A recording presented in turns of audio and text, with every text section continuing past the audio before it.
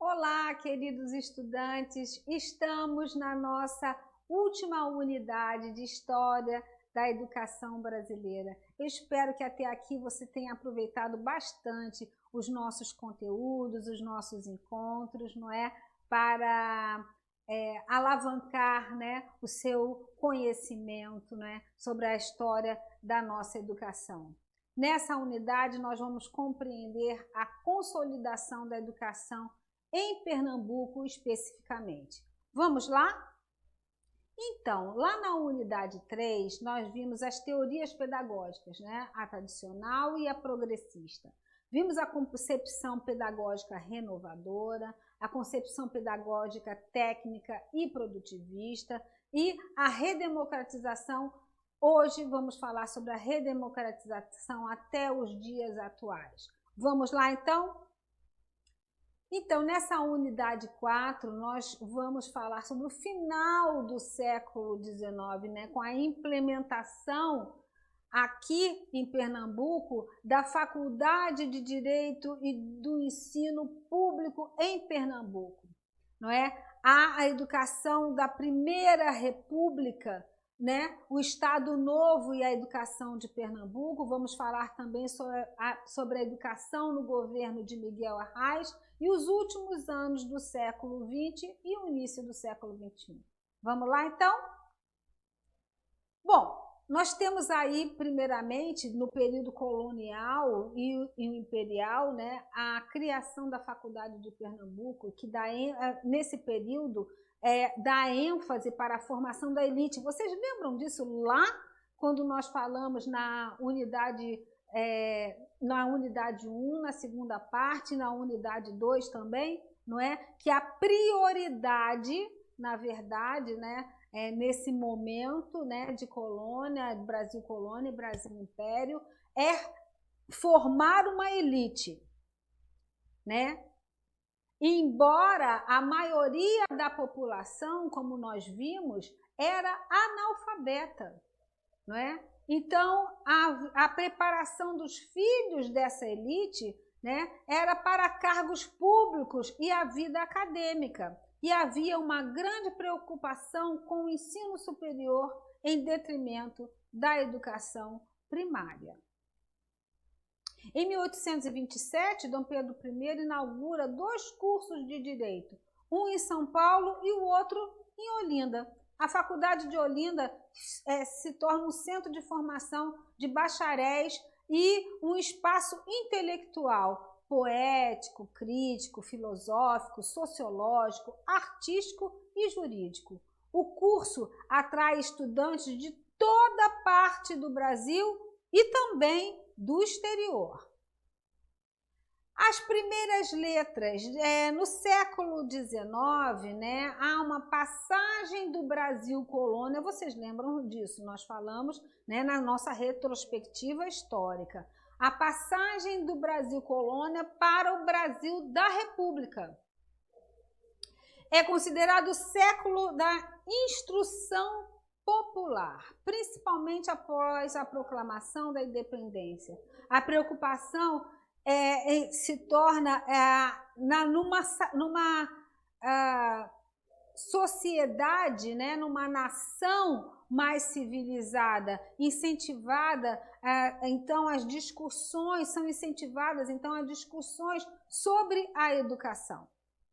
Em 1826, as primeiras discussões sobre o ensino público, né, acontecem, e em 1827 a lei de criação das escolas de primeiras letras implantadas nas cidades, vilas e locais populosos.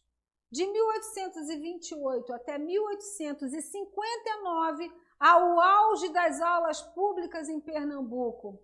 E em 1837, a Lei número 43 normatiza essas aulas públicas.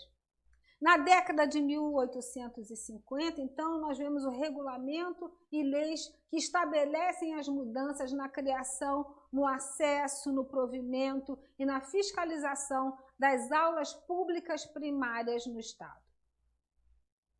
O regulamento de 14 de maio de 1851, através da Lei 369, de 14 de maio de 1855, e o regimento interno das escolas públicas e particulares a partir de 1859. Agora, vocês vejam como Pernambuco avança, não é, na educação nesse período. Ele utilizou, então, o Estado utiliza a regulamentação da educação como um instrumento de manutenção, na verdade, das hierarquias sociais herdadas lá pelo período colonial, né? Em que se busca instruir a população menos abastada e continuarem os seus para que eles possam continuar nos seus devidos lugares.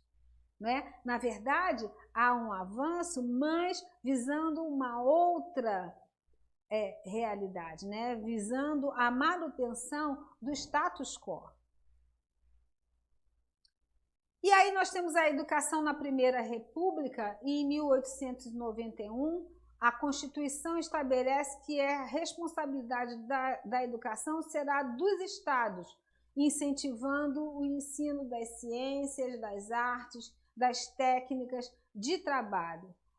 Há uma desvinculação do caráter religioso, né? E os ensinos secundário e superior sob a responsabilidade, então, do governo federal. Aí nós temos aqui em Pernambuco, né, no período do Estado Novo, nós vamos falar um pouco então dessa educação aqui em Pernambuco. Nós temos como governador Agamenon Magalhães, que vai de 1937 até 1945, o seu mandato, e o interventor nomeado por Getúlio Vargas, né? Há um projeto, ele é o interventor nomeado por Getúlio Vargas. Então, há um projeto político de tornar a sociedade pernambucana mais moderna, tendo em vista a necessidade de renovar hábitos, posturas do povo por meio de uma educação. Então, é instituído um projeto pedagógico onde professores eram controlados pelo seminário pedagógico, encontros semanais, né? Que esse projeto era pautado na vida patriótica e cristã, né? Altamente conservador, visando fiscalizar o ensino no Estado. E aí, avançando um pouco no tempo, nós temos a educação no governo de Miguel Arraes. Em 1960, eleito prefeito de Recife, ele criou um movimento de cultura popular, visando a melhoria da educação e dos serviços públicos. Houve também um projeto de alfabetização direcionado para jovens e adultos, né, para a educação de jovens e adultos. E aí nós temos aí o surgimento, né, como nós já vimos, do modelo de Paulo Freire, né? Ele vai influenciar bastante a questão da educação de jovens e adultos. A educação de qualidade, libertadora, conscientizadora e inclusiva, não é? A preocupação numa educação de qualidade e inclusiva. Esse movimento de cultura popular é um movimento político e intelectual que proporciona o resgate da dignidade e dando instrumentos para a construção de um sujeito verdadeiramente histórico. Em 1964, né, os militares, como a gente já viu, assumem o poder e Arraes vamos dizer, convidado a se retirar. Não aceitando, ele foi exilado e sofreu suspensão de seus direitos políticos. Em 1979, Arraes volta a Pernambuco e em 86 no seu segundo mandato como governador do estado. Em 95, o terceiro mandato como governador de Pernambuco, marcado pela descentralização.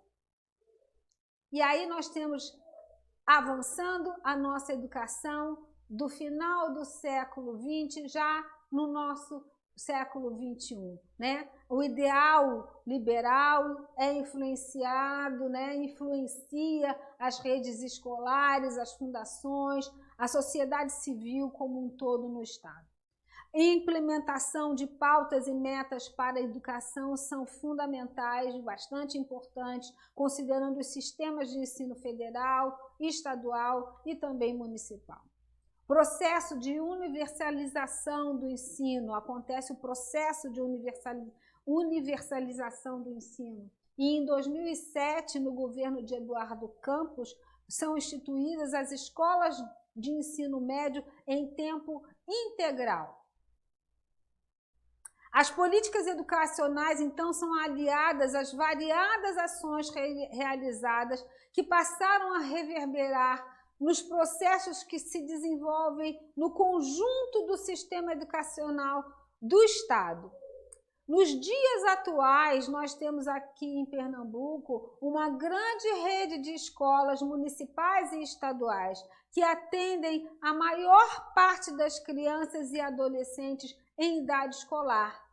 Avançando um pouco mais, aí em 2014, com a aprovação do Plano Nacional da Educação, que é um plano decenal, houve a motivação para a construção aqui no Estado de um plano estadual de educação que indicasse as nossas fragilidades e desafios a cumprir, pois as diretrizes e metas e estratégias estão alinhadas ao Plano Nacional de Educação.